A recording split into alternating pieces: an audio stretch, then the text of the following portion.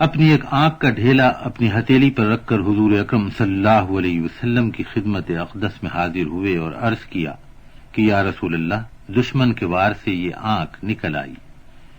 یہ حنین کی لڑائی کا واقعہ ہے۔ یہ عہد نبوی کی وہ لڑائی ہے جس میں دشمن نے جم کر مسلمانوں کا مقابلہ کیا۔ بنو ثقیف اپنی بے مثال تیر اندازی کے لیے سارے عرب میں مشہور تھے، وہی حنین میں مسلمانوں کے مد مقابل تھے۔ جس طرح اس لڑائی میں انہوں نے تیر اندازی کی، اس نے ایک موقع پر مسلمانوں کے قدم اکھاڑ دیے تھے، لیکن اللہ کے رسول کی ہمت آفریں قیادت نے جنگ کا پانسا پلٹ دیا۔ ان مجاہدوں میں جنہوں نے لڑائی کا رخ پلٹ دیا تھا، ایک یہ اللہ کے بندے بھی تھے۔ درد کی شدت برداشت سے باہر تھی، لیکن پھر بھی خوش تھے کہ اسلام کے لیے جسم کا ایک عزم کام آیا۔ مسلمان تو میدان جہاد میں شہادت کی تمنا لے کر نکلتا ہے، اس لیے اس راہ میں جو بھی ہو جائے ایک مجاہد کے لیے وہ کچھ نہیں۔ اس مجاہد کی ہمت و شجاعت کو دیکھ کر اللہ کے رسول نے ارشاد فرمایا کہ اگر تم چاہو تو میں آنکھ کے اس ڈھیلے کو اس کی جگہ رکھ دوں اور اللہ تعالیٰ سے دعا کروں کہ اسے جما دے۔ امید ہے کہ اللہ تعالیٰ میری دعا قبول فرمائے گا، یا پھر تم صبر کرو کہ آخرت میں اللہ تعالیٰ تمہیں اس کا بہترین اجر عطا فرمائے۔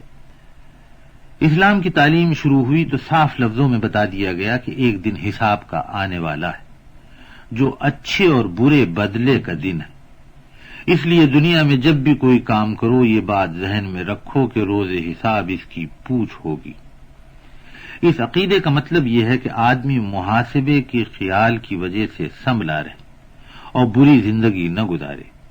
جنہیں آخرت پر پورا یقین نہیں ہوتا وہ منافقت کی زندگی گزارتے ہیں، کہنے کو مسلمان لیکن عیاشی، بدماشی، شراب نوشی، رشوت خوری اور دوسری گمراہیوں میں خوب دل کھول کے پڑے رہتے ہیں۔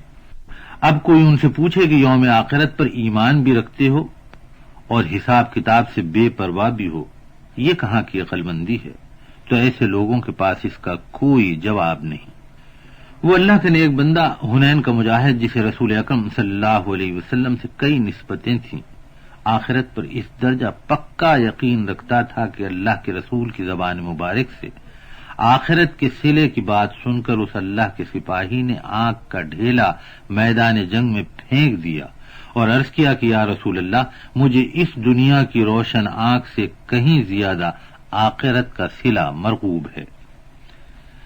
عہد صدیقی میں یرموک کی لڑائی شروع ہوئی تو یہ نیک دل، جری اور قوی صحابی رسول اللہ صلی اللہ علیہ وسلم وہاں بھی موجود تھے۔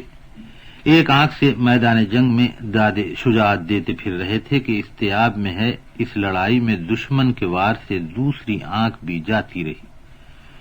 اس دلغابہ میں ہے جس بے جگری سے وہ یرموک کے میدان میں دشمنوں پر حلہ بولتے رہے اور جس طرح مسلمانوں کو بڑھاوے دیتے رہے اور ان کی ہمت بندھائی، اس کا نتیجہ یہ نکلا کہ اللہ تعالیٰ نے مسلمانوں کو کامیابی سے ہمکنار کیا۔ اس لڑائی کے کوئی 20 برس بعد تک وہ زندہ رہے، بینائی سے محروم ہو گئے تھے، لیکن بڑے خوش رہتے تھے کہ اللہ تعالیٰ نے ان کی دونوں آنکھیں اسلام کی سرفرازی کے لیے قبول کر لیں۔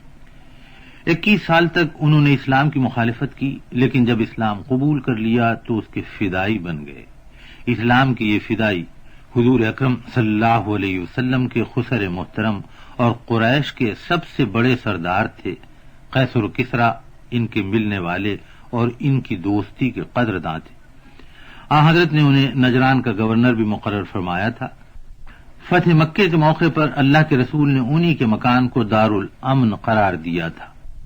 یہ فدائی، یہ مجاہد، یہ جلیل القدر صحابی تھے ام المومنین حضرت ام حبیبہ کے والد ماجد حضرت ابو سفیان رضی اللہ تعالی عنہ۔ This program is the sole property of Central Productions, Pakistan Broadcasting Corporation, Islamabad. Piracy in this regard is illegal.